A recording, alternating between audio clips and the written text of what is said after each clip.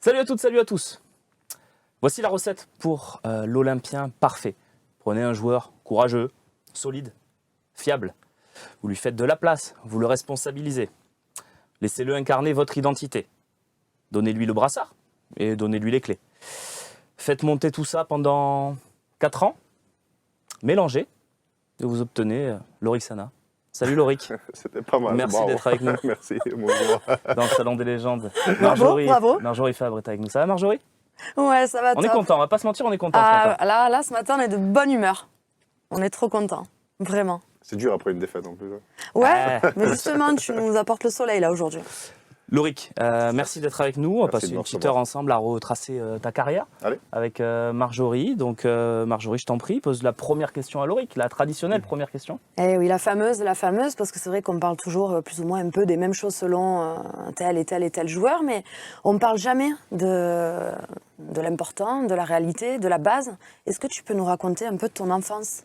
D'où tu viens, ton parcours? Parce qu'il y en a des choses à dire avant la France. Il y en a des choses à dire avant la France. Et c'est une partie de ce trajet, de cette trajectoire, de ce destin que j'ai eu à un certain moment, à un très jeune âge, est lié avec l'OM. Moi, je viens du Kosovo, comme beaucoup en ont entendu parler il y a quelques années, malheureusement pour le conflit. C'est un jeune pays maintenant qui est reconnu par une centaine de pays dans le monde, pour la plupart des pays de l'Union européenne. Et c'est un pays depuis 20 ans qui essaie de trouver son futur. C'est un petit pays qui est grand comme les Bouches-du-Rhône et qui a pas beaucoup plus de population. On est à 1,8 million. Mais on a beaucoup de gens qui sont partis émigrer dans les années 70, 80. Et moi, je fais partie... disons, de cette population qui vivait en dehors des frontières de l'Albanie. Nous, le Kosovo était partie de la Yougoslavie à l'époque. Et sans changer de thème, c'est bien d'être un petit peu pour comprendre, même les jeunes qui nous suivent, un petit peu quelques petites choses d'histoire. Et donc, nous, on s'est retrouvés, on a été les derniers à avoir un petit peu notre guerre d'indépendance, et puisque 90% de la population du Kosovo est albanaise. Et donc ne voulait pas être relié à la Yougoslavie, à la Serbie après. Il y a eu, disons, des tensions politiques, des répressions, et nous, on a été les derniers à faire notre guerre d'indépendance. Ça a commencé avec la guerre de Yougoslavie.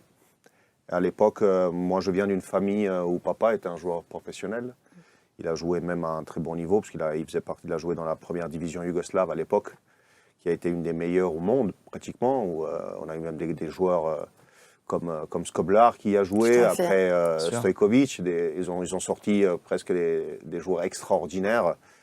Et, Ils ont gagné la Ligue des Champions contre nous aussi. Ouais, je préfère pas le dire ça. Voilà, non mais c'était un bon football quand même. Ouais. C'est dans le sport yougoslave, serbe est quelque chose d'extraordinaire dans le football, dans le basketball, dans le volley aussi. Le volley, le handball, le waterpolo, tout ce qui est sport collectif, c'est quelque chose d'extraordinaire. Ils ont Djokovic aussi.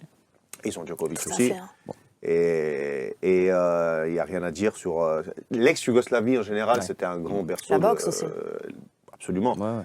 Et donc, papa faisait partie d'une génération de footballeurs qui représentaient un petit peu l'identité albanaise dans notre région et qui était une des premières équipes à aller en première division. Et donc après, il a commencé à Pristina, il est parti au Dynamo Zagreb, et puis après il a fait une petite carrière en Turquie, en Autriche. Et donc papa, en 89, il part en Suisse. Et donc pour un essai en Suisse pour aller terminer sa carrière, il a été vers la fin de carrière. Et donc lui, après, il revient. Nous, on était à ce moment-là, commence le conflit en ex-Yougoslavie. Et puis nous, il nous ramène on part en tant que réfugié en Suisse. Et après, en 90, donc j'avais 7 ans. Et puis pendant 10 ans, je grandis. En 90, j'arrive à Lausanne, dans la partie francophone de la Suisse. Par chance, puisque dans ces années-là, dans ce coin-là de la Suisse, tout le monde était fan de l'OM. L'OM était l'OM des fins des années 80, début des années 90. Et donc moi, je me retrouve plongé là-dedans en apprenant la langue très rapidement. Et puis en devenant tout de suite, parce que j'avais tous mes copains qui étaient fans de l'OM, en devenant fan de l'OM pratiquement en 90. Et déjà la finale de 91, déjà je supporte l'OM. Alors, le premier club que j'ai été supporter avant d'aller en Suisse, c'était le Milan AC. D'accord. Parce que j'avais mon Bien sûr. oncle et tout le monde, dans ces années-là, c'est le Milan d'Arrigo Sacchi, tout le monde était super fan du Milan AC. Mais dès que je suis arrivé en Suisse, après 90, donc je me souviens justement de cette finale de 91, où j'étais déjà super fan de l'OM, et je me souviens avoir pleuré après. Parce qu'en plus, pour nous, c'était 2 fois plus emmerdant. Bien sûr. Un moment, parce qu'on l'OM, et on était supporters, on perd une Ligue des Champions, et deuxièmement, parce que c'est des Serbes, enfin, c'est pas une équipe yougoslave. Donc on avait les boules 2 fois plus. Mais voilà, après, depuis cette période-là, fan de l'OM, j'avais pas eu la possibilité d'avoir trop de maillots, j'avais eu 1 ou 2 maillots de l'OM. D'ailleurs, j'ai seulement une photo de 80, je dois avoir une photo de 98 ou 99 avec le maillot de l'OM. Et puis, je grandis en Suisse jusqu'à que j'arrive en réserve au Lausanne Sport, qui était le grand club de la série, enfin de la première division, en Suisse. Et puis après, je fais un tournoi où avec quelques équipes internationales, et dont il y avait le PSG. Et donc, la guerre finie, nous on reçoit des actes d'expulsion, c'est-à-dire comment ça se passe. C'est quand ton pays n'est plus en situation de conflit ou de danger, ton statut de réfugié, pratiquement légalement, ne tient plus. Donc c'est où tu as une carte de résident, ou ceux qui n'ont pas temporaire, ou ceux qui n'ont pas la carte de résident, ben voilà, ils doivent rentrer. Donc moi j'ai eu la chance, avant qu'ils viennent nous renvoyer, j'ai pris ce qui a été le plus rapide. À l'époque, directeur, il y avait Christian Lariep, qui était un ancien responsable du centre de recrutement de l'OM à l'époque de Pape ici. Et puis en fait, Christian me met en contact, et Paris était le premier à bouger. Et donc je suis monté dans le train, et puis je suis allé à Paris faire l'essai. T'as bien fait. Et c'est là qu'on démarre. Voilà. Et Christian et Antoine Comboiré, qui était en train de la réserve, il a fait des choses extraordinaires pour pouvoir permettre de rester là-bas. Ouais, c'est ça, il y a 2 personnages, Marjorie. Exactement, très important pour toi, parce que tu démarres donc plus ou moins ta carrière au PSG, tu es formé là-bas. Luis Fernandez qui t'a formé en pro, et aussi Antoine Comboiré. Donc effectivement, maintenant tu peux nous parler de cette période. Antoine, ça a été quelqu'un de prépondérant et d'extraordinaire dans ma carrière. Je suis arrivé déjà dans un statut pratiquement de réfugié, même en France. J'ai dû rester quelques mois tout seul. Et puis l'essai a été convaincant. Antoine m'appréciait énormément. Et donc à un certain moment, je me suis retrouvé dans une situation où le club avait des difficultés à faire venir aussi ma famille, parce que j'avais mes parents et ma sœur. Et donc moi je lui ai dit au coach, moi, je suis conscient de l'opportunité que j'ai, mais moi, il faut que ma famille elle vienne. Donc, moi, j'avais pas un statut de pro, j'étais un statut espoir à l'époque. Donc, c'était pas, ils font pas tout l'effort pour tout le monde, pour un joueur espoir, de faire venir. Tu vois ce que je veux dire? Parce que quand même, on a des joueurs qui arrivent aussi dans des situations qui sont pas toujours faciles. Je parle pas seulement des joueurs de la région parisienne, mais je parle des joueurs qui sont africains ou nord-africains. Ils ont des réalités qui sont tout autant difficiles que celles des Balkans à l'époque. Et donc, Antoine, pratiquement, a défoncé la porte là-bas pour pouvoir faire le nécessaire que ma famille, en fait, vienne à Paris. Mais il l'a fait humainement, ou parce qu'il voyait quelque chose sportivement chez toi? Je pense qu'il l'a fait pour toutes les deux. Ouais. Je pense qu'il l'a fait pour toutes les deux parce que j'ai été beaucoup attaché à lui. Et puis sportivement, il était quasiment sûr que j'allais y arriver. Donc, il a poussé. Et après 4 mois, mes parents sont arrivés. Et voilà, après, ils sont installés à Paris. Et puis moi, j'ai commencé mon parcours avec la réserve du PSG, qui a duré 2 saisons. Tes qualités sautent aux yeux pendant ces 2 saisons-là? Tu sais, j'ai eu une grosse transformation, surtout par rapport à Antoine, parce que la partie hargne, la partie de jamais vouloir perdre, je l'avais déjà. Mais la partie agressivité et me configurer sur un certain poste ou sur des postes qui étaient devant la défense ou même derrière, c'était avec Antoine. Et donc ça a fait la différence parce que j'ai eu une super formation en Suisse. La formation en Suisse est vraiment très très bonne. Hein. Donc elle t'a apporté cela pour le PSG. Et j'ai fini ma formation au PSG, donc je suis allé au PSG, j'avais presque 17 ans. Et j'ai terminé ma formation à Paris, elle a été décisive pour faire... Pour l'avenir. Après, tu te retrouves dans une réalité qui est la réalité des grands clubs. C'est-à-dire que tu arrives à un certain niveau en espoir. Et il y a le dernier palier qui est toujours un peu compliqué, Bien puisque sûr. c'est très rare de voir des joueurs qui arrivent, qui passent directement en première équipe, où ils sont prêtés, où ils vont d'autre part. Et puis moi, ça s'est bien placé. Et, Il y a Laurent Fournier qui arrive et les débuts du mercato. bah, Non, écoute, d'abord, il y a Louis. il y a- D'abord, il y a Louis. D'abord, il y a Parle-moi de Louis. parce que C'est-à-dire- c'est un personnage. exact. Bah, Louis, à ce moment-là, c'était lui qui était en charge de la première équipe. Et puis nous, déjà à partir de ma deuxième année et ma troisième année après, où on est champion de CFA avec Paris. Déjà, ma troisième année, c'est où je fais mes premières apparitions. Ouais. Ma saison 2002-2003, où Luis, en fait, me prend des matchs amicaux et je fais mes 3 premiers matchs officiels. Et donc, je me suis retrouvé à 19 ans, j'avais pas encore 20 ans, à jouer avec Ronaldinho à côté. La folie. Et Qui c'était n'était pas encore le Ronaldinho, mais qui était déjà. Ouais, il était Ouais. déjà costaud. Ouais. Ah, ouais, il était déjà, D'accord. il était déjà super fort. Et puis voilà, après Luis, ça a duré cette année-là, les premiers matchs. Et puis après est arrivé Vaïd. Et Vaïd, en fait, au début, voulait plutôt que je sois prêté, une autre Ligue 1. Et puis j'ai décidé de ne pas le faire. J'ai décidé de rester. Et après les 5 premiers matchs, Paris, on était en difficulté puisqu'on avait 4 ou 5 points après 5 matchs. Et puis moi, je reviens de la sélection en septembre. Et il me dit que je vais être titulaire. Et après, j'ai plus jamais lâché le poste pendant 2 ans. Voilà. Bon, après, ça se complique à Paris. Ça se complique.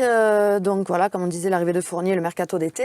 Puis ce sont les débuts donc, qui vont commencer à l'OM. Et ça marche assez rapidement, notamment avec le public marseillais.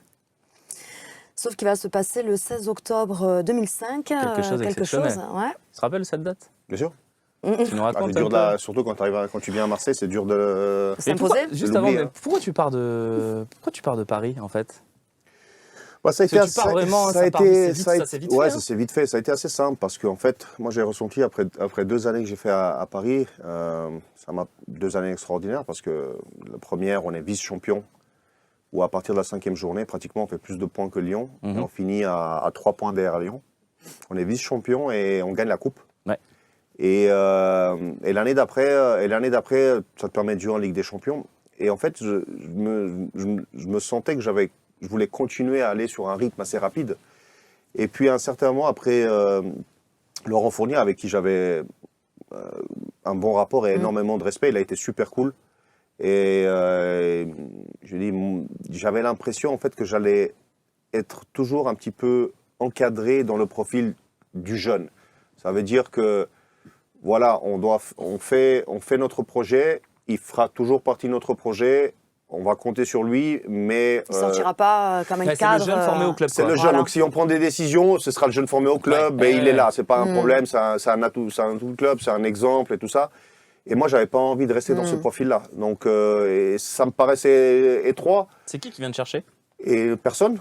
Et en fait, je suis à la maison, j'appelle Christian Lariep au téléphone, qui était un ami, qui était à ce moment-là, était parti de Lausanne, qui était venu à la cellule de recrutement ici. Ouais. Et en fait, j'appelle Christian, je lui dis, écoute Christian, tu vois avec le coach, qui était Jean Fernandez, et tu vois avec Pape. Ah oui, c'est toi qui as forcé Ouais, le truc. ouais, quoi. tu vois avec Pape, et tu leur dis, s'ils me veulent, je viens. Tout simplement. D'accord. Et en fait, après Christian, il a bougé. Le coach ne pensait pas que... Au début, c'était... Je pensais pas que c'était possible. Non, en fait. ça arrivait Ouais, nulle part, ouais. en fait.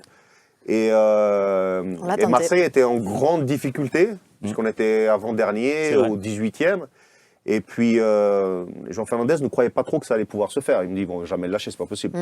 Et donc après, il y a Pape qui est rentré en jeu. Et quand Pape rentrait en jeu, c'était très compliqué qu'il n'arrive pas au bout de ses Ouais, projets.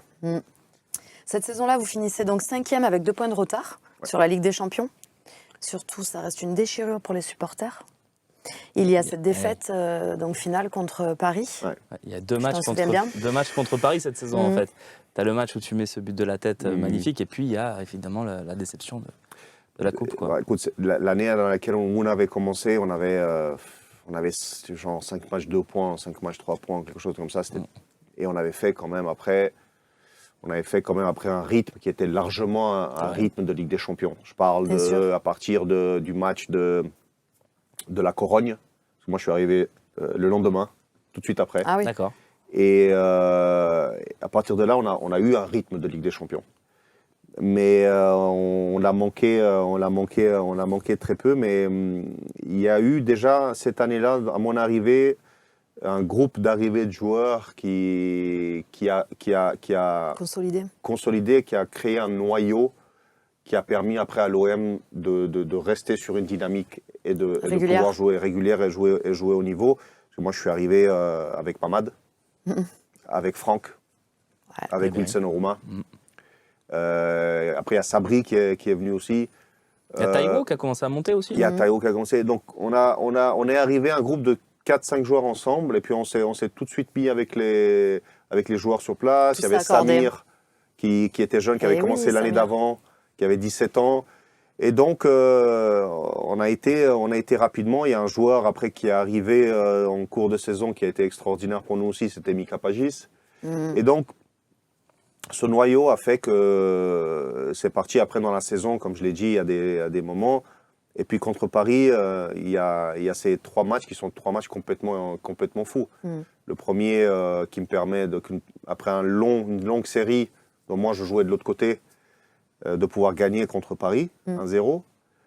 Le deuxième, c'était le choix fort de partir avec les Minots. Ouais, c'est vrai. Et là, c'est un truc... de fou aussi. Seulement quand t'as Pape à la tête du club qui peut faire des choses comme ça.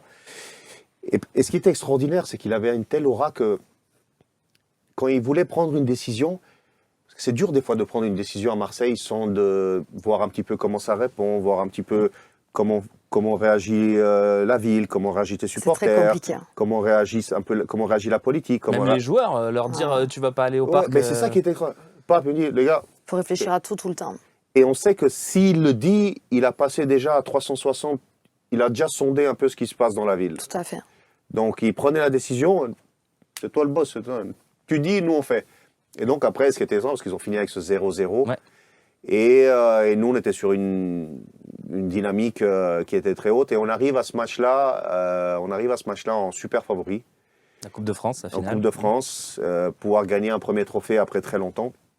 Et en fait, on a trouvé un pari qui est ce match-là, en fait, avec une grande envie de revanche. Et puis, ils avaient mieux commencé le match que nous. On n'arrive pas à revenir dans le match. Et puis, à la fin, ils l'avaient gagné avec le mérite. Mais c'est sûr que c'était une première année assez intense. Ouais. Toujours dans cette période, malheureusement, l'été 2006, et heureusement, un ancien coéquipier de Paris te rejoint à Marseille, Mbambi. Modeste, ouais. Mbami. Mais dans le malheureusement, on sait de quoi on parle, de sa disparition. Ouais. Qui a dû te toucher énormément. Écoute, tu sais, des fois, maintenant, quand tu es capable de voir un petit peu avec les statistiques, en fait, et moi, j'ai regardé sur la carrière les joueurs avec qui j'avais fait le plus d'apparitions. Et Modeste, je crois, était le 3e joueur avec qui j'avais joué le plus. Et c'est sûr que c'était inattendu pour tout le monde. À 40 ans, Modeste, il était de 82, il était un an plus grand que moi, mais disparaître comme ça, c'était très... Enfin, moi, personnellement, ça m'a complètement choqué. Donc, je l'avais eu un petit peu parce à un moment, il était en Espagne après la carrière et tout ça, je l'avais eu un petit peu. Mais c'est sûr que ça te remet un petit peu sur pied. Et puis je pense que c'était déjà un gars qui était extraordinaire. Et puis on est vraiment triste pour sa famille, pour ses enfants. Bien sûr. Mais et voilà, je garde que des super souvenirs modèles parce que pratiquement mes premiers pas en professionnel, c'est avec lui. Et après 3 ans après à Marseille avec lui. Mais ça, c'est des choses que nous, on contrôle pas. Mais c'est sûr que c'était pas facile à Accepter. digérer. Ouais. Alors, tu l'as évoqué tout à l'heure, cette saison a été magnifique pour l'OM. Ça jouait super bien. Donc, le ballon de l'OM d'Albert Raymond, Franck Ribéry, Mamadou Niang. Vous finissez 2e du championnat. On finit 2e parce que pratiquement ces années-là, 2e, c'était pratiquement le meilleur poste que tu pouvais avoir. Le Graal. Il y avait Lyon qui détrônait. Nous, avec Paris, la première année où je jouais, on a été un petit peu les titillés. Mais après, sur toute l'année, il y avait une marche. Ça veut dire que c'était une équipe tu pouvais les battre sur quelques matchs. Mais ils avaient un effectif, ils avaient des moyens financiers qui étaient beaucoup supérieurs, qui étaient supérieurs aux nôtres en tout cas. Et c'était très compliqué sur toute l'année d'aller les jouer. C'est une équipe qui prétendait à atteindre les quarts de finale et demi-finale de Ligue des Champions. Donc, c'était difficile. Donc 2e, c'était le minimum. Et puis, moi, je me souviens aussi certains aussi discours de pape où ça se passait un petit peu moins. On avait des coups de moins bien. Et puis, il venait dans le vestiaire, il me disait, les gars, on a le 2e budget. Vous êtes les 2e joueurs les plus payés. Pourquoi on n'est pas 2e, on était 3e, 4e. Bien sûr. Ou 5e, je crois, ça arrivait aussi. Est-ce que quelqu'un peut m'expliquer Qu'est-ce qui se passe Mais ouais, à la fin, c'était une saison, c'était une top saison. Et, On s'est régalé cette saison. On s'est régalé cette saison. Et par contre, elle devait se finir avec un trophée. Et elle devait se finir un trophée parce que tout le monde le méritait, les clubs le méritaient. Robert Dreyfus le méritait. Et puis elle aurait dû terminer avec la cerise sur le gâteau contre Sochaux. Ouais, alors attends, parce que là, il faut qu'on en parle. Là, pour les gens de ma génération, c'est la frustration des années 2000. C'est-à-dire que tu fais un parcours de coupe incroyable. Ouais. Le match contre Lyon au Vélodrome, c'est des frissons de fou. Le match Avec contre Lyon, les buts, vraiment, les 2 buts dans les dernières minutes avec Niang et Pagis. Pagis et Niang, pour être plus précis. Et puis tu fais ce parcours, tu arrives contre Ce Sochaux. jour-là, j'ai cru que le stade il allait tomber contre Eh Lyon. ouais. C'était un truc parce qu'en plus, c'était les archi favoris. Et on perd 1-0. On jouait tout pour tout. Parce qu'à un moment, je crois que sur la dernière demi-heure, on jouait. Il y avait les 2 latéraux qui montaient. Il y avait Habib et Taï qui montaient. Et puis. Il y avait Nasri Ribéry. Ouais, moi, il m'avait laissé tout seul. Ouais, c'est ça, J'étais tout seul dans les bosses. On était Nasri, Ribéry, Niang, Pagis, Djibril. Ouais, Djibril, t'as raison. Donc c'était une équipe de kamikazes, mais ça avait fonctionné. Mais après on avait fait un parcours. Puis on était arrivé à cette finale, disons, absolument pas. On savait que Sochaux à cette époque-là avait une super équipe. Ouais, c'était qui top nous avait 5, mis, top 6 Ligue 1. voilà, donc c'était une équipe qui te mettait en difficulté. Je me souviens, il y avait des joueurs comme il y avait Karim Ziani, il y avait des très très bons joueurs. Et puis en fait, on passe 2 fois en avantage et on se fait égaliser on finit 1-1, on mène 2-1 en prolongation. C'est ça. En temps supplémentaire, excuse-moi, Non, en prolongation, en c'est ça. prolongation. Et puis on se fait égaliser à 2 minutes de la fin. Le Talek. On sent que tu les as bien vécus. Hein, Ah ouais, j'y étais, moi, j'étais dans On les se fait égaliser, Moi, puis j'ai pleuré après, ce soir-là. dans la séance... Tu m'as fait pleurer. dans Pas la toi, mais séance, vous m'avez tous fait Non, moi pleurer. j'avais marqué le penalty. Oui, c'est vrai. Toi, tu l'avais tiré, parce que certains n'avaient pas tiré. Hein Mais ouais, c'était un coup dur. C'était un coup dur Ouais. parce que j'avais vu Robert qui était triste. Ça, c'était assez dur à encaisser. À part pour nous qu'on voulait amener le trophée, Bien sûr. mais pour un homme qui avait fait autant de choses pour le club, on voulait aussi lui donner le trophée. Ah bon. C'est comme C'est ça. passé quoi, en fait? Un match Après, de foot, quoi. Ouais. C'est un match de foot. Après, tu sais, quand tu arrives dans certains, surtout dans les finales, après, des fois, tu peux gérer, tu peux être en gestion et il te suffit d'une lecture qui est mal faite et puis que les choses vont exactement comme elles doivent être pour Ouais. l'adversaire. Et puis, on Bien se sûr. retrouve avec cette balle un peu au 2e poteau avec cette tête décroisée, je la revois encore. Et c'est chose qui ne doit jamais arriver Ouais. à 2-1 parce que normalement, tu dois boucler et c'est fini, quoi. Ce sont donc les années du patron, Lorik Sana, qui dépanne en défense centrale et qui est promu capitaine de l'OM pendant 2 saisons. Mhm. Le plus souvent sous les ordres donc, de Eric Guéretz, 3e en 2008, puis 2e en 2009. La folie quand même, hein, Euh, en 2 saisons, en étant capitaine. oui, avec, avec 2 saisons pleines en Ligue des Champions aussi, avec énormément de regrets la première année de la Ligue des Champions, puisqu'on commence l'année avec Albert, on gagne même le premier match de Ligue des Champions. On commence des difficultés en championnat, on gagne le premier match de Ligue des Champions, puis après il décide de changer Albert. Et puis il y a ce bonhomme assez particulier qui arrive, où tu connais un petit peu son nom en tant qu'ancien joueur. Et puis il y a ce bonhomme qui arrive et puis qui a un impact extraordinaire sur tout le monde. Bien sûr. Et puis on commence une remontée en championnat et un parcours en Ligue des Champions où son premier match c'était Liverpool-OM. Et donc à partir de là, après ça, on est allé de l'avant. C'est quelqu'un qui a eu un super impact parce que je pense que les Marseillais étaient des gens dans lesquels le coach Guéretz était parfaitement taillé pour Marseille. Et puis voilà, on va de l'avant. On a des regrets, je pense, de ne pas avoir passé la phase de poule cette année-là, parce qu'on commence avec 2 victoires. Ouais, 6 points, ouais. On gagne 1-0 contre Porto à 10 minutes de la fin. Et puis on se fait égaliser à la fin, et donc Porto arrache le nul. On se fait 3 matchs 7, les 3 premiers matchs. Et puis après, le match qui est décisif, c'est le match au Portugal là-bas. Et tu joues ta qualification à la maison, tu dois faire un nul minimum contre Liverpool, et puis après, C'était un gros ça Liverpool. devient compliqué. Mais voilà, des saisons pleines. Et puis le grand regret un petit peu de nous, de cette génération-là, qui était avec le coach Guéretz, avec Pape, était l'année d'après, pratiquement, parce qu'on a une équipe qui est une des favorites, même si c'est difficile d'être à ce moment-là favori, parce qu'il y a Lyon. Mais la première année, pratiquement, où Lyon cède, et que nous, on commence à être en position, surtout à partir de la deuxième partie de championnat, après être très constant, ben, on se retrouve contre une équipe qui pratiquement marque l'histoire, ou pour la première fois de l'histoire de la Ligue 1, gagne ses 11 derniers matchs. Parce que je me souviens, quelques matchs, à une dizaine de matchs, on était à 8 matchs de la fin, on était encore à plus 5. Et puis une équipe de Bordeaux qui fait un truc qui était impensable, qui gagne ses 11 derniers matchs et qui est champion à la fin. Donc ça, c'était sûr, c'était le regret de ne pas avoir été champion.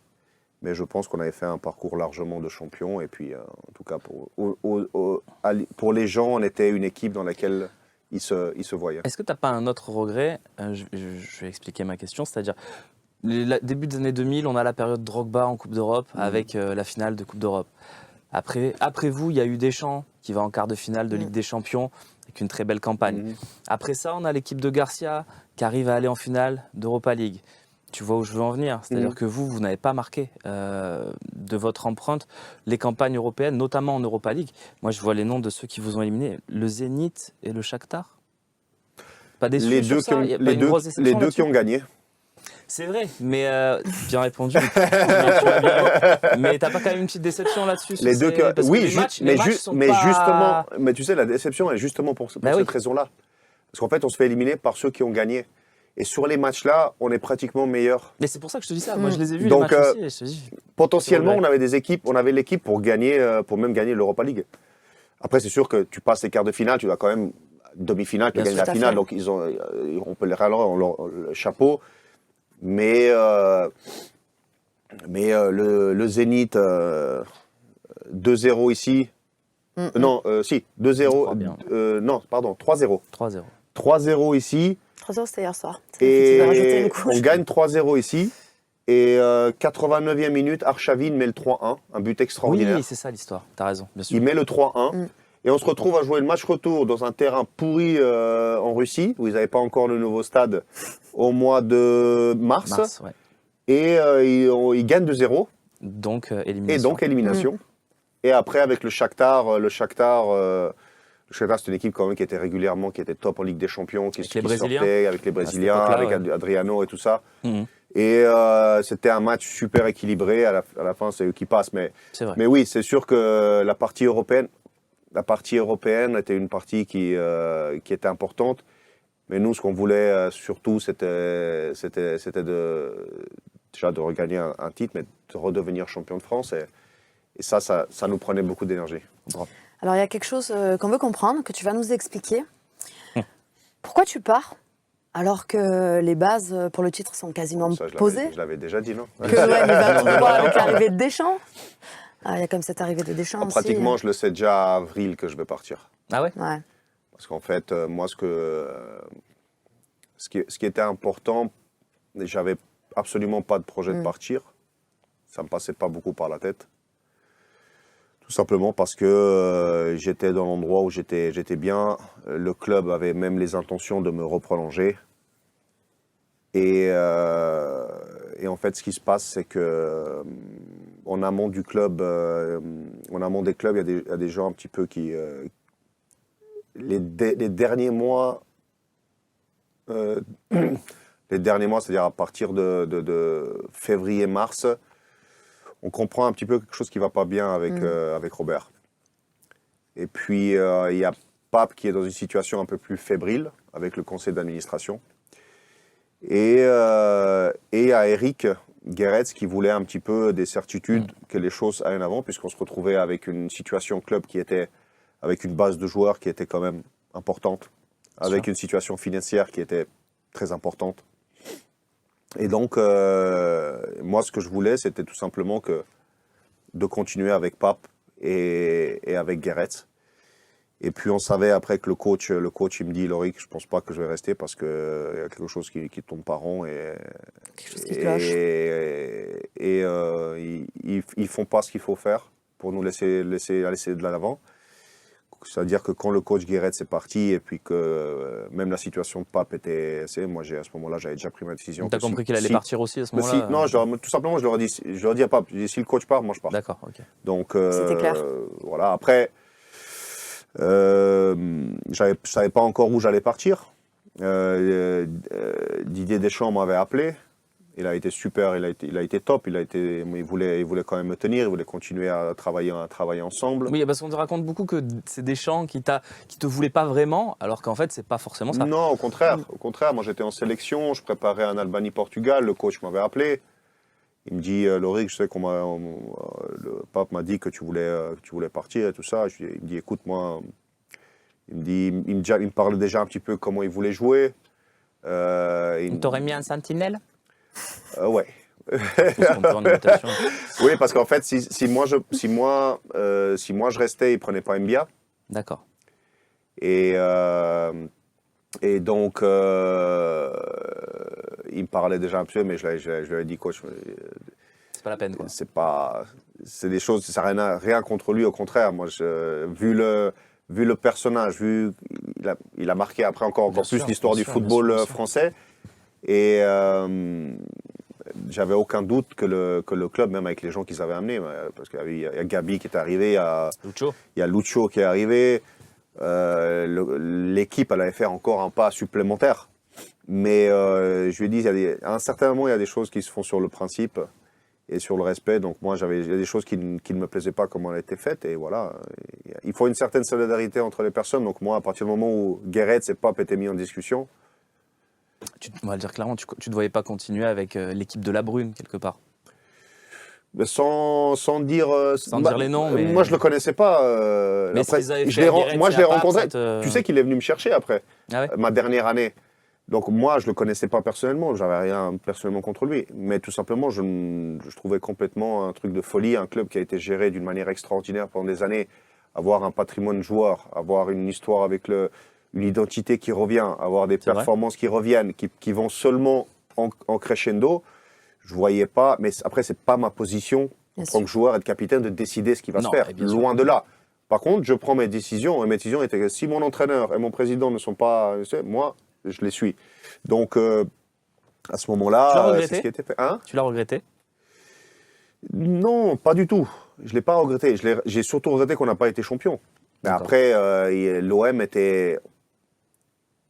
Il faut remettre après les choses. Même si l'OM était dans une situation avec un super effectif et venait d'une super saison et qui avait ajouté, l'OM n'était pas forcément le favori, était un des favoris encore, parce que je pense que Lyon était encore dans le jeu. Et donc ce qu'a fait Didier Deschamps a fait quand même les choses parce que C'est vrai. même si tu prends une situation qui est favorable, pour la concrétiser, c'est encore un autre truc. C'est Tout à vrai. fait. Mais donc il faut lui remettre le chapeau, il faut lui baisser le chapeau. Mais ça c'est quelque chose qui me aide ne pas avoir été champion la saison précédente. Ça oui, parce qu'on a fait un parcours extraordinaire. Et puis on tombe sur un truc qui est historique de C'est l'autre vrai. côté. Donc voilà, après, ce qui est sûr, ça, on aurait pu se rejoindre en 2015 puisque la Brune est venue me chercher. Mais là, la même chose, c'était 3 jours avant, enfin quelques jours avant la fin du mercato. Et moi, j'avais déjà donné ma parole à la famille Kita. Il y avait déjà eu l'embrouille Bielsa aussi. C'était avant ça. Voilà, donc tu serais arrivé dans un contexte compliqué. C'était avant, mais bon, c'était juste pour ma dernière année parce que je savais que ça allait être ma D'accord. dernière année. Et, Ok. et puis voilà. Alors on enchaîne avec une année en Angleterre à Sunderland où tu es donc capitaine, tu deviens capitaine, le premier étranger à porter le brassard Pour sa en première première saison. ligue pour sa première saison. Tout à fait, on aimerait savoir comment ça se passe chez les Black Cats. Ça se passe bien dès le départ. Ça se passe bien dès le départ. Alors, ce qui s'est tout de suite bien placé, c'est, disons, le feeling avec le football anglais. Ça veut dire que dès que je mettais les pieds dans le stade La folie. et dès que le match commençait, t'as l'impression que, et surtout ma manière de jouer, Ouais. t'as l'impression en fait que tous les duels qu'ils font, t'as tout le stade qui le fait avec toi. Ah ouais. Qui C'est une manière t'emporte. très particulière de t'accompagne. vivre. Accompagne. Ça veut dire que la Méditerranée, les endroits comme Marseille qui sont chauds, qui sont passionnés, quand ça va bien, tu as l'impression qu'il n'y a rien qui peut les arrêter. Par contre, quand ça va un peu moins, ou les moments difficiles, C'est pression. là, il faut être costaud. C'est pas qu'il y a moins de pression en Angleterre. Mm. Mais par contre, quand tu es sur le terrain, quand tu fais le duel, tu as tout le public. Et moi, j'avais l'impression que il y avait du monde. Hein. C'est un stade qui fait 40, C'est un 40 grand club, 49 000, Sunderland, même ça. s'ils sont tombés. Et j'avais l'impression que j'avais 45 000 Qui personnes t'emportaient. qui faisaient le match qui avec faisaient toi. le tacle avec moi ou le duel de la tête. Mais ça a été extraordinaire. Le départ, c'est extraordinaire. Après, en janvier, je me fais mal. Pas pendant longtemps, pendant 3 semaines. Et la deuxième partie de saison était un peu plus difficile. Mais en général, on fait une super saison avec Sunderland. Et puis à ce moment-là, je me retrouve dans une situation pratiquement où moi, j'avais fait, disons, un plan, disons, je fais une saison. Et puis après cette saison-là, où je reste une deuxième, où j'ai enchaînes réussi ailleurs. à convaincre d'aller dans une équipe encore plus compétitive. Et à ce moment-là, j'ai le Galatasaray qui vient. 2010, Et public de folie je dois faire une décision, en fait. aussi. Et je prends la décision de partir. Et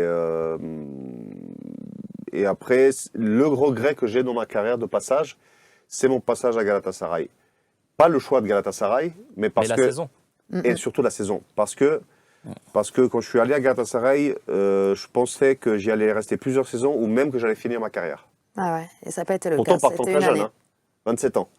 Parce que c'est un club qui a une histoire qui est fondée par un Albanais.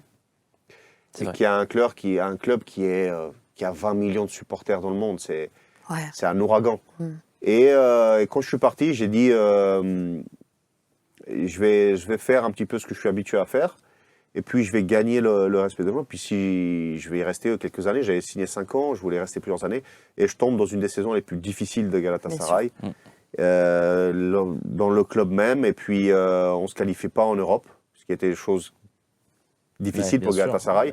Et donc, je me retrouve après un an à faire un choix pour essayer de rester avec Fatih Terim ou de partir à la Lazio qui était compétitive. Et donc, je décide de repartir. Ils viennent te chercher, tu resteras 4 ans.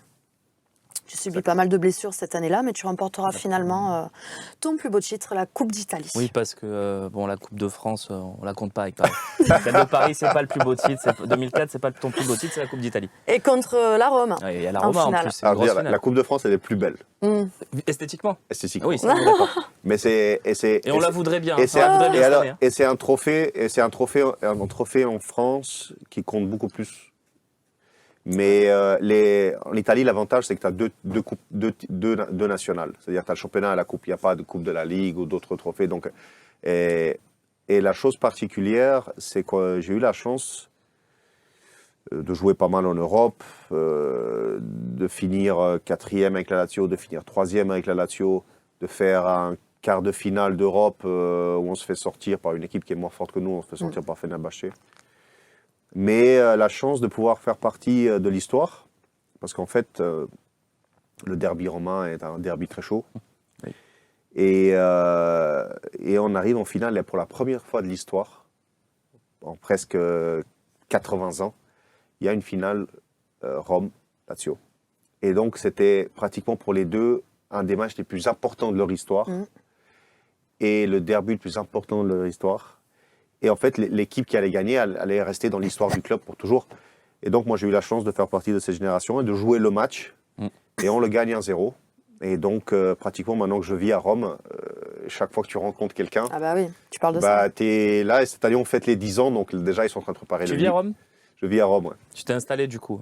Ma femme est romaine. D'accord. Moi, j'ai D'accord. connu ma femme quand je suis arrivé. Et donc, je suis revenu sur Rome. Je vis avec ma femme et mes enfants sur Rome. Ah, c'est pas mal Rome. Ouais, il y a pire. Il y a pire. Puis en J'ai plus, là-bas, j'ai été voir les deux, ces dernières années, les deux. T'es adulé là-bas. Lazio OM. Ah oui. Et voilà, on était partis avec le. Vous n'avez pas réussi trop ces matchs. Non, pas trop. Pas trop. Après la Lazio, tu finiras sur une dernière saison à Nantes. En Ouais. 2015-2016, on parlera juste après de la sélection. Pourquoi avoir arrêté là-dessus, à 33 ans? Tout C'est simplement. jeune. Tout Oui. simplement parce que moi, pas par choix. Physiquement, j'avais fait énormément d'années déjà. Et puis c'est sûr, je m'étais pas trop. Comment on dit? Je jouais pas avec le frein à main. Donc c'est vrai que j'avais des douleurs au genou, des douleurs au dos, des trucs, mais rien qui pouvait pas me permettre de jouer encore quelques années. Surtout que j'ai toujours essayé de bien vivre pour mon métier. Je me suis toujours dédié à mon métier. Et en fait, tout simplement, dans des contrôles de routine en 2015, on découvre en fait que j'ai un problème de cœur plus sérieux. Ah, Et déjà, ils ne voulaient plus me laisser jouer. Donc Ah oui. en 2015, Et qui savent ça, en général, c'est compliqué. 2015 déjà, ils ne voulaient plus me laisser jouer. Et les docteurs ne me donnaient pas l'autorisation de jouer. Ça a dû être très dur. Moi, c'est un peu arrivé comme ça Ah oui? d'un peu de nulle part. Et puis, moi, je me retrouve dans une situation en fait, où il me reste 1 an de contrat à la Lazio. On fait un truc historique avec l'équipe nationale. On n'est pas encore qualifié, puisqu'il y a les matchs de septembre, octobre. J'ai ma femme qui est enceinte de l'autre côté. Donc, elle était là et elle dit les docteurs, Lorik, il est en train de prendre des risques. Oh, putain. Et donc, moi, je fais un deal, en fait, avec... je lui dis, écoute, on se fait un protocole de suivi un peu plus strict. C'est-à-dire, quand on est vraiment un peu dans des conditions un peu de fatigue, on est tranquille. S'il fait un peu trop chaud, on est un peu plus tranquille. Si on est un petit peu enrhumé, ben, on se prend un petit peu de calme. Et donc, j'attends les derniers moments. Et puis, physiquement, j'étais assez bien. Donc, je pouvais tranquillement faire une 30aine de matchs dans la saison, absolument. Mais à ce moment-là, j'avais des décisions à faire. Et puis, moi, connaissant la famille Kita, ils avaient besoin de quelqu'un un petit peu d'expérience et quelqu'un pour pouvoir les aider. Et puis, on se fait un protocole avec les docteurs qui me permettent en fait de jouer ma dernière année en France. toi tu voulais aller jusqu'à l'Euro en Jusqu'à fait, l'Euro. c'était ça le... En fait, je voulais surtout qualifier l'équipe d'Albanie Ouais. parce qu'on avait les matchs de septembre-octobre. Absolument. Et parce que si je me retrouvais de côté, bah, ça aurait été plus compliqué. Et donc, on se qualifie. Puis moi, je savais déjà à ce moment-là que je dois finir la saison. Et puis après l'Euro, de toute façon, je savais que D'accord. j'allais arrêter. La sélection 93 Cap, c'est toi le recordman avec l'Albanie. Pourquoi l'Albanie alors que tu avais le choix? Parce que je suis albanais. Oui, c'est logique. Non, hein, mais c'est- tu vois, il y a le Kosovo Mais qui a bon. fait une équipe aussi. Tu pouvais aussi peut-être... Oui, mais c'est assez... Il faut comprendre. on rappelle, c'est possible. Depuis que le Kosovo a eu son équipe, Ouais. tu pouvais, même si tu Alors, avais des caps en Albanie, basculer sur le Kosovo. Kosovo a été reconnu par la FIFA l'UEFA en 2016. Ah bon, d'accord, pas avant. D'accord, autant pour moi. Mais il faut comprendre que les Albanais, la grande majorité des Albanais, ont un idéal d'union. D'accord. Chose qui n'a jamais été possible. Sans rentrer trop dans les histoires, ça peut intéresser moins les gens. Ça, c'est intéressant quand même. Après Pour les moi, en grands tout cas. conflits et toutes les pertes et les choses qu'il y a eu, il y a disons, des réalités qui ont été un peu plus dures que d'autres. Mm. Nous, en tant qu'Albanais, on s'est retrouvé la moitié des Albanais en dehors des frontières de Bien sûr. l'Albanie. Et donc, l'Albanie est un peu notre patrie. Et nous, ce sont tous Albanais. Et donc, l'équipe nationale était un moyen, justement, de pouvoir représenter notre drapeau, en n'étant pas un Albanais d'Albanie, mais de pouvoir, disons, un petit peu faire en sorte que donner une contribution et donner un exemple d'union et de notre idéal, ce qu'on voudrait. Donc, politiquement, c'est pas possible encore d'unir le Kosovo à l'Albanie. Mais ce qui a été par contre important pour moi, j'ai dit si je suis en grade, si je suis au niveau de pouvoir faire une proposition pour le mien, et ce qui est passé, parce que nous, la génération qui se qualifie pour l'Euro, la moitié n'est pas d'Albanie même. On est des Albanais du Bien Kosovo, sûr. de la Macédoine. Donc, de la Suisse, parce que de la la- Suisse a beaucoup... mais originairement, je parle. Ouais, ouais. Oui, d'accord. Et en fait, on se réunit autour de l'Albanie. Après, ce qui devait être important pour le développement du sport au Kosovo et pour la reconnaissance de l'État, c'était qu'il soit reconnu par la FIFA et l'UEFA, parce que si tu n'es pas reconnu, tu peux pas avoir le développement, tu peux pas avoir les championnats, tu peux pas Bien prendre sûr. de coupes européennes. Donc, on a beaucoup lutté aussi pour reconnaître le Kosovo. Et maintenant, il y a deux équipes. Il y a deux équipes de talent, mais c'est sûr que... C'est dommage qu'il n'y en ait pas qui se rassemblent pas, Et d'ailleurs. si on se Parce que rassemblait, t'as des on très aura... bons joueurs dans les deux Si on équipes. se rassemble, on est super costaud, parce qu'on a des joueurs... On a des joueurs qui jouent en Serie A ou qui jouent Bien en sûr. Première Ligue, Berisha et Strakoša dans les goals. On a des joueurs comme Rahmani Oui. À Naples. qui va être champion avec Naples. On a Kumbula qui est 20-21 ans qui joue à la Roma. On a Jimshiti de C'est l'Atalanta. vrai. On a Husay de la Lazio. On a... C'est vrai que défensivement, c'est déjà costaud. Ouais, c'est déjà On est pas costaud. mal. On a Aslani, le jeune joueur de l'Inter. Ouais. On a l'attaquant de Chelsea qui s'est fait mal maintenant, Broja, Oui. 21 ans. On a des super joueurs. Ici, même en France, on a des joueurs qui ont joué. Qui sont très très bons. On a Jegrova Oui. à À Lille. Lille. On a Rashica. On a Zeneli qui joue à Reims, qui malheureusement se blesse souvent, mais qui est un joueur extraordinaire. Donc, on pourrait avoir une Ouais, équipe sur le papier, ouais, c'est vrai. très très costaud. Et du coup, on arrive sur l'Euro. C'est finalement le clap de fin de ta carrière. C'est le momentum. Ouais. Le truc où tu te dis, bon, j'ai fait tout ça avec l'Albanie. Je me suis farci des Albanie-Luxembourg, des trucs infâmes. Hein. Il y a eu des matchs, pour toi, je pense, ça devait être... Infâme, il a dit. Mais, non, imagine-toi, Marjorie, tu es dans des phases de poule. Tu es l'Albanie. Avant qu'il y ait cet Euro-là, il y a des sessions de qualification où vous ne jouez plus rien au bout de 4 matchs. Quoi. Vous êtes sûr d'être 4, 5e de la poule. Il y a des matchs très difficiles à faire. Et tu vas les faire. Et tu t'es fait tout ça pendant une dizaine d'années pour ce moment-là, en fait. C'est dur ce que je dis, hein, mais... Non, mais au contraire, c'est pas dur. Toi, tu parles en tant que Observateur. non, Dis-moi. pas seulement ça. Parce que je pense avant de faire le métier que tu fais, tu es passionné déjà de sport Ouais. de football. Les gens ne comprennent pas que quand tu joues pour une équipe nationale, c'est pas un métier. C'est dans le cœur. C'est même pas la passion, c'est quelque chose qui dans chaque chose que nous on fait avec le football, la passion est toujours derrière. Sinon c'est difficile de Bien trouver les sûr. trucs. Quand tu représentes ton pays et ta nation, ça va au-delà de tout. C'est prioritaire. Tu dois pas penser qui je joue le lendemain, dans quel club je joue, ou même si j'ai fait un match de Ligue des Champions, ou si j'ai fait un Lazio Rome ou un OM PSG la veille, et tu dois te taper après en Albanie, à l'époque, parce que les conditions sont beaucoup mieux, des terrains d'entraînement, tu peux pas te dire où c'est, dans des conditions difficiles, pendant presque une dizaine d'années, que des fois après et je te dis pas de bêtises, hein. Maintenant on a un stade qui est un des plus nouveaux en Europe, mais moi pendant des années, je me suis tapé la douche froide Après les matchs. après les matchs. Bien sûr. Mais ça n'a rien à voir avec ça.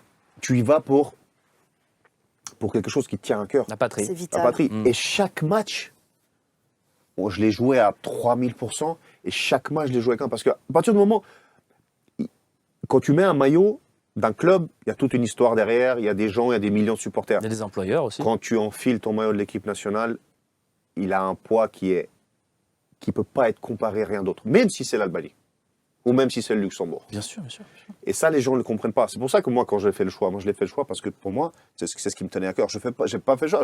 J'aurais pu décider d'aller avec Raymond Domenech en espoir et puis d'avoir le parcours que je vais. Sûrement, j'aurais été avec Raymond Domenech en 2006. C'est possible. Mais même si tu dis, moi, Tu la comprends France, les joueurs qui font ce choix?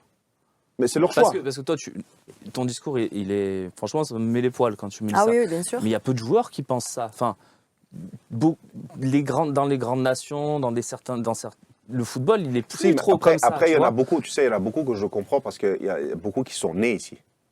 Ouais. Ils ont grandi. Moi, je suis né là-bas chez moi. C'est vrai que j'ai une grande partie, je suis grandi à l'étranger, mais j'ai toujours été grandi avec les Albanais autour, avec cette valeur d'Albanais. Et je suis parti, j'avais 7 ans, mais j'étais déjà très attaché derrière. Quand tu arrives, que tu as grandi ici, ou tu es la deuxième génération, déjà tu peux comprendre, parce que la plupart, c'est la Ouais. France, leur pays. C'est vrai, c'est vrai. Moi, même si j'ai passé très peu de temps chez moi, ça a toujours été mon pays, ça a Bien été sûr. mon pays. La France a été mon pays d'adoption, tout de suite, même longtemps après la Suisse. Parce que la Suisse, j'ai vécu 10 ans. En France, je suis devenu français après 6-7 ans. Et la France, la Suisse d'une certaine manière aussi, mais la France, c'est quelque chose que j'ai été super reconnaissant aussi. D'ailleurs, on a toute ma famille à la double nationalité, à part mon papa. Je ne sais pas pourquoi il ne veut pas lui donner. Et donc, on est attachés. Mes sœurs, ma sœur vit ici, l'autre étudie ici, ils sont mariés. La France est notre pays d'adoption. Mais jamais ton pays d'adoption devient Ton pays. ton Ah pays. oui, Ouais. clairement. Et en tout cas, pour un parcours comme le mien. Après, il y a ceux qui sont nés ici, ils ont grandi aussi. Je les comprends parfaitement parce que des fois, ceux-là, si tu les emmènes dans l'autre réalité, bah, ils vont se retrouver un petit peu En décalé. en décalé. je comprends. Mais je ne les juge pas, au contraire. Moi, c'était quelque chose qui était déjà... Et donc, il y a décidé. l'Euro. Enfin, il y a ce truc incroyable parce que 2016, hein, oui. honnêtement, sans faire injure à l'Albanie, Lorik, voir l'Albanie disputer l'Euro 4-5 ans avant que ça se passe, on n'y croit pas vraiment. C'est quelque chose, en tant qu'observateur, qui est surprenant. Même si, c'est vrai que l'Euro s'est ouvert à 24 nations et que là, ça devenait peut-être une réalité un peu plus crédible pour votre nation, qui fait partie, voilà, si je me trompe, tu me dis, mais entre 16 et 30 peut-être en termes de classement européen. Européen, ouais, ça. Voilà. Donc là, ça devenait une réalité crédible. Mais avant ça, on n'imaginait pas trop l'Albanie faire un c'était- euro. Et vous y arrivez, vous êtes à l'euro. Et il y a ce match incroyable contre la France. Et il se joue Marseille. au Vélodrome. Mais Symbolique, ce qui est hein. encore plus incroyable, C'est je te symbolique. laisse raconter, dire les buteurs si tu veux. Mais Bah oui, mais la France l'emporte 2-0 avec des buts en finale de partie, donc de Griezmann, oui, mais sur un centre de qui? de Rami D'Adil Rami. et de Payet Et le sur but une de- passe décisive de Gignac. Voilà. Donc Payet, Gignac, Rami, le Vélodrome. C'est Ton incroyable. avant-dernier match, France-Albanie. Et là, 88e minute du match, vous êtes à 0-0 Ouais, quand même. et moi qui ne joue pas le match. Et toi qui joues pas le match. C'est frustrant Moi quand qui même. joue pas. Ah, c'est Eh oui, parce terrible, que hein. nous, on se retrouve dans un groupe... alors, l'Albanie, déjà, l'édition d'avant, elle donnait un peu des signaux qu'elle pouvait faire quelque chose. C'est vrai. Et puis, même si ça s'est élargi à 24, nous, on n'a pas fini troisième, on a fini deuxième du groupe. C'est vrai. Les deux premiers passent de toute façon. T'as raison. Donc, on était même pas en barrage. Nous, on est passé deuxième du groupe. C'est une grosse campagne de qualif d'ailleurs. Et on se retrouve en fait dans ce groupe-là. Et moi, je me souviens avoir eu Steve qui me disait avant le tirage au sort, parce que nous, on les avait joués pendant les qualifications. La France était le 6e qui faisait les matchs amicaux contre tous les autres. Et en fait, on avait battu la France chez nous 1-0. Et après, on fait match nul contre la France à Rennes en amical encore, un partout. Et donc, j'avais Steve, il me dit chapeau 4, j'espère pas vous. J'espère pas vous. Il dit ça. En plus, on était une équipe super dure à jouer. C'est vrai. Et donc, on se retrouve après ce match-là, et nous on se retrouve avec un match particulier, le premier contre la Suisse. La moitié de l'équipe est albanaise. Et puis, moi, je prends un carton rouge, alors que pratiquement en équipe nationale, j'en avais pris un en plus de 90 matchs. Et je prends 2 cartons jaunes, qui me fait manquer le match à Marseille. Et où, contre la Suisse à 10, on peut même revenir à 1 à la fin. Et on se retrouve dans ce match à Marseille, où je suis le match des tribunes. Et puis, Ça doit être la frustration d'une vie. et ça. puis 90e, je crois, Ouais. on se retrouve à prendre ce but. Un centre d'Adil Rami. Ouais, Incroyable. un centre d'Adil Il n'a Rami. jamais fait de sa vie de centre Et comme ça. Et après, c'était le moment. c'est des choses du football. Ouais. Et puis nous, après, on avait fait des super performances et on se retrouve le dernier match, à jouer le dernier match La contre la Roumanie. Roumanie, et puis on gagne 1-0. Et là, c'était extraordinaire pour nous. Après, il y a un truc. Vous gagnez 1-0, mais vous êtes. Alors, c'est compliqué, mais vous êtes dans le groupe A. Ce qui fait que vous attendez, vous savez pas. Alors, ça, tu sais pas si c'est encore le dernier match de ta Ça, carrière. c'était un peu le plus dur parce qu'en fait, Parce que toi, généralement. tu sais pas encore si tu as fini ta carrière ou pas à ce moment-là. En fait, ce qui était dur, c'est que moi, je savais déjà la veille que ça pouvait être le dernier match. Donc, moi, je dis à mes gars, je lui dis, dans l'entraînement de la veille, je lui dis, les gars, il y a 35 millions de raisons pour gagner le match demain. D'abord, les plus importantes, c'est eux, leur famille et la nation. Je lui dis, mais si dans la dernière raison pour gagner le match, ce serait s'il y a possiblement... Les garçons ne savaient pas encore si j'allais continuer ou pas. Et s'il y a une petit truc en plus de faire en sorte que possiblement ce ne soit pas mon dernier match, ce serait top. Donc nous, on gagne. Et avec 3 points, on pouvait encore espérer... parce qu'en fait, il y avait des autres équipes qui devaient gagner avec 2 buts d'écart. Il y avait des équipes qui... et donc... Attends, on explique. Il y a 6 groupes. Les 4 meilleurs 3e sont qualifiés. Mais vous êtes 3e dans le premier groupe. Donc vous Exactement. attendre. Donc nous, on doit attendre. Et c'est sûr, quand tu es dans le groupe A, c'est pas le top. Parce qu'en fait, des fois, il y a des... Par exemple, il y avait un Portugal-Hongrie où ils jouent tranquillement. Mais, et voilà, donc on se retrouve à la fin, on est éliminé, mais on est éliminé avec des super prestations. Et une super image surtout parce qu'on a amené des centaines de milliers d'Albanais. Moi, je me souviens, ici à Marseille, vous avez mis tout le drapeau albanais sur toute la plage du Prado. Et ils avaient fait un super exemple parce que tous les gens ont eu un super rapport sur nos supporters. Donc voilà, nous, on avait fini notre mission, on était super contents. Tu peux nous expliquer un petit peu, qu'est-ce que tu ressens quand tu penses à ton dernier match de ta carrière, ton ressenti, tes émotions? Si tu t'en souviens de ce dernier match. Si, c'était à Lyon contre les Roumains. Après, il y avait toujours ce truc-là parce que je ne savais pas si ça allait être mon dernier, j'espérais pas. C'est rare. Bah oui. C'est rare quand même de jouer son dernier match sans savoir que c'est son dernier. Exactement. Donc, tu le sais après. J'espérais pas que c'était mon dernier, mais surtout, on avait le stade où on avait beaucoup plus de supporters que les Roumains ce jour-là. Et j'étais tout simplement heureux. On avait gagné, les gens ils étaient heureux, on avait amené tous ces gens-là, je savais comment ils étaient chez nous. Donc, je dis la vérité, tout simplement, j'étais heureux. Après, je pensais pas que... J'étais presque convaincu que ça n'allait pas être le dernier. Parce que je me dis, les autres groupes, il y avait par exemple la Turquie qui devait gagner avec au moins 2 buts d'écart contre la République tchèque. Ils ont gagné avec 2 buts d'écart. Il y avait souvent, ce qui arrivait, c'est que les 4e étaient souvent avec 2 points. Exact. Et donc, j'étais presque convaincu qu'on allait continuer à jouer. Puis après, ça s'est pas fait. Bon. En tout cas, tu t'en souviens bien. Est-ce que tu peux nous parler de ta reconversion? Qu'est-ce que tu fais aujourd'hui? Quels sont tes projets? Alors, je fais pas mal de choses. Je fais énormément de choses qui me permettent, premièrement, qui est très important, c'est de dédier le plus de temps possible à ses enfants. Et pratiquement, je passe 20 jours sur 30 à Rome, avec ma famille, avec mes enfants. Alors à Rome, je suis attaché à la culture à l'ambassade d'Albanie. D'accord. Et en fait, une carrière diplomatique que j'apprécie énormément. En Albanie, quand je suis après ma carrière, j'ai mis en fait les bases de ma fondation, qui est une fondation d'intérêt public. Je ne peux pas le dire de bienfaisance, mais d'intérêt public, qui est pour promouvoir le sport chez nous et la culture albanaise. Et on a fait des projets surtout chez les enfants pour leur permettre d'avoir accès au sport dès l'âge de 3-4 ans, c'est-à-dire dans les écoles maternelles. Et puis on a un premier programme qui a commencé en 2017, qui en fait consiste à leur construire des terrains sportifs dans l'endroit où ils ont la maternelle, et en fait d'avoir un suivi pour former les éducatrices, pour faire des activités ludiques et sportives tous les jours avec les enfants. Et ça, c'est depuis 2017. Et puis, il y a des projets de promouvoir la culture albanaise, que ce soit chez nous ou à l'étranger. Je m'en occupe beaucoup sur Rome très maintenant. Bien, toujours très présent et attaché à cette culture, à ce pays. Oui, mais ça, c'est très important. Et puis après, dans le sport, j'ai eu mes premiers diplômes d'entraîneur, j'ai eu les diplômes de directeur aussi. Mais ça, c'est pour une hypothétique expérience. Entraîneur, c'est jamais quelque chose qui m'a... Sélectionneur?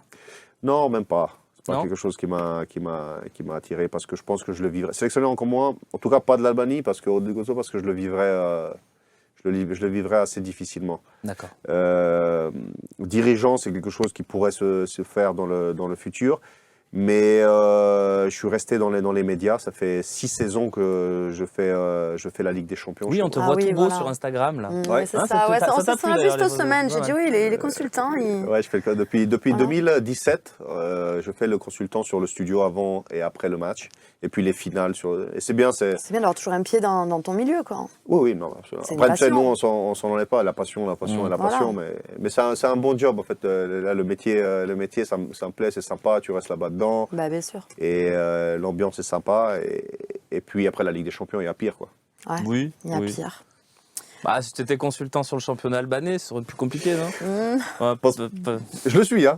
Tu l'es aussi Ah. Ouais, je le suis. Mais Tu le suis. je bosse pas Tu le dessus, suis. mais je le regarde D'accord. absolument. J'aime bien te dire un petit peu ce qui se fait un petit peu chez nous. On va finir cette émission par une série de petites questions courtes, donc des petites réponses courtes. Mhm. C'est parti. Ton principal trait de caractère? Mon principal trait caractère. Elle est chiante cette question. Mais tu la mets à chaque fois Mais quand je la même, mets hein. à chaque fois. Respecter ses valeurs. Très bien. C'est un peu une devise, hein. Ton principal défaut? Ah, Principal défaut. La tête dure, ouais, buté, quoi. buter, c'est pas toujours très bien. Déterminé, buté. Moi, j'aurais dit les cartons jaunes. Non. T'es le recordman de cartons Ah, jaunes là. de Oui, l'histoire c'est de vrai, l'OM. c'est vrai, Autant on l'a vu ça. Tu en ouais. as pris 54 à l'OM. Aucun joueur de l'histoire de l'OM n'en J'aurais a pensé pris plus, autant. tu vois. Aucun joueur de déçu. l'histoire de l'OM n'en Je a pris pensais que autant. c'était plus. Mais pas beaucoup d'expulsions. Non, c'est vrai, mais le record des cartons jaunes. J'ai vu ça en préparant l'émission, je me dis, je vais être obligé de lui placer. Ah, il a un moment. Non, glissé, c'est il a vrai que- glissé. C'est vrai que je jouais pas avec le Fram. D'ailleurs, aujourd'hui, comment sont les arbitres aujourd'hui, ça aurait été compliqué de pouvoir jouer de la même manière. Ouais, c'était plus libéré quand même hein, à l'époque. Hein. Ouais, c'était plus libéré. Pas comme à l'époque des années 80. T'aurais aimé, hein, dans les années 80, Ah ouais, tu te là, serais régalé. je Hein pense. Ah, moi, tu m'aurais mis là L'époque des avec, Minois, avec Moser, Dib, Boli, Dimeco. Ouais, Dimeco. Ah ouais, alors là, on serait Carnage. éclaté. Ah, je me serais éclaté. Vous auriez tout éclaté surtout. Pardon, Marjorie. Non, mais on se régale. Bien sûr. Voilà, y a pas. Ton vrai pote dans le milieu du ballon, est-ce que tu en as un avec qui t'as gardé vraiment Bah, j'en ai eu quelques-uns assez, mais j'en ai un, ouais, le gardien de l'équipe nationale, D'accord. qui est encore en activité, qui s'appelle Berisha, qui a Ok. été gardien de la Lazio, de l'Atalanta Bergame. Il est gardien à Turin maintenant.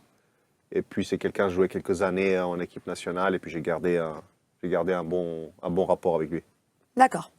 Ton joueur préféré actuel ou passé? En activité encore Ben, soit en activité ou soit qui ne l'est plus, qu'il a été. Passé Zizou. Ah, d'accord. Passé Zizou. Et actuel Et actuel, il y en a quelques-uns qui sont top. Hein. Il y a du lourd hein, aujourd'hui. hein. Bah, je pense que c'est difficile de sortir pour le moment des deux, parce qu'ils ont une telle histoire derrière eux et qui continuent à jouer, c'est Messi et Ronaldo. Oui, oui. Messi et Ronaldo, On peut c'est pas ne Messi- pas les citer, C'est hein. Messi et Ronaldo, et tu ne peux pas les citer. Après, il y a des nouvelles générations qui T'as un arrivent. petit comme- coup de cœur, enfin, tu vois, un joueur Mm. que tu te dis, lui, je l'aime beaucoup quand même. Tu vois, même un truc. Moi, par exemple, c'est Vinicius. Moi, Et moi Vinicius, aussi, c'est mon hein. délire. Moi, c'est mon foot. Ah, tu depuis vois, le 2 mec, il ans, court, il Vinicius. dribble. Mm. Est-ce Tu que toi, sais, t'as un petit joueur comme ça, un petit tout. joueur frisson, que tu te dis, tiens, je mets la télé pour voir ce joueur. Tu sais qu'il va se passer quelque chose avec Ouais. ce joueur d'extraordinaire. Tu sais que c'est difficile de pas dire Benzema aussi. Ouais, C'est vrai, carrément, c'est vrai, bien c'est sûr. Tu sais que c'est vrai. difficile de pas dire bien sûr. Benzema. Bien sûr. Parce C'est que l'évidence de le dire, d'ailleurs. Il Bien est sûr. 87, il a 35-36 ans cette année. C'est vrai. Ce qu'il a fait. Et il Après, performe. hein. C'était juste dommage qu'il a pas pu continuer cette année parce que je pense qu'avec Karim, tu devrais être champion du monde. C'est un gros Elle n'est pas gâchis. finie sa saison, j'ai l'impression qu'ils sont bien le Real encore en Ligue Ouais. des Champions. Ah, ce qu'il a fait au dernier match encore, hein, c'est assez hallucinant. Le meilleur entraîneur, celui avec lequel ça s'est le mieux passé. Gretz. Et à l'inverse? On en a toujours un avec le À recul. l'inverse, Allez, tacle un peu, Laurie. Ouais. On non, se j'en dit, ai mais eu ça un, va être un qui chien, n'a celui-là. pas été facile dans ma première année à Lazio, Reia. Ah là. Mm. Mais bon, tu sais, avec moi, c'était très difficile que ça se passe pas bien dans le sens que j'ai pas une bonne relation avec Oui, lui. oui. Tout simplement, on était plus distants et puis voilà. Tous les joueurs J'ai jamais envoyé chez ont un eu ça entraîneur. avec voilà. un entraîneur. Hein. Ton héros dans la vie réelle?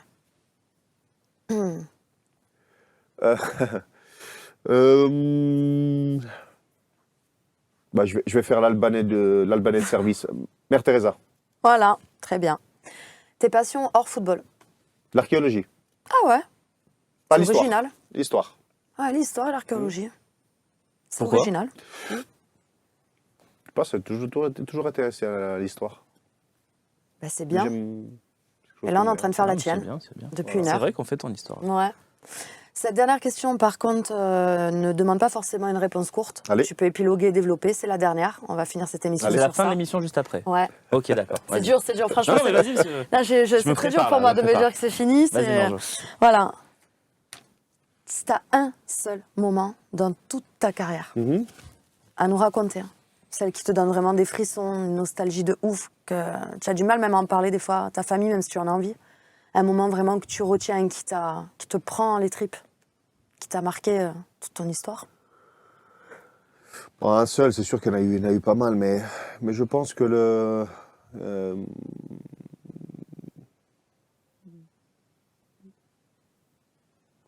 le premier match en pro, c'est quand tu es sur le terrain, le premier match en pro avec Paris, il était quelque chose de particulier parce qu'en fait, tu as tout ton rêve qui se concrétise.